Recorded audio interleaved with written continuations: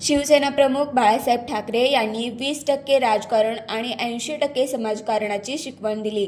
याच शिकवणीला अनुसरून बाळासाहेब ठाकरे यांच्या सामाजिक कार्याचा वसा पुढे चालावा, यासाठी शिवसेना पक्ष वंचित, निराधार व सामान्य लोकांच्या न्याय हक्कासाठी कायमच लढत राहिला असल्याचं सांगत, शिवसेना प्रमुख बाळासाहेब ठाकरे म्हणजेच समाजसेवेचा अखंड ज्ञानयज्ञ आहे, असे गौरवोद्गार उद्धव बाळासाहेब ठाकरे युवा सेनेचे सोलापूर शहर प्रमुख विठ्ठल वानकर यांनी केलं.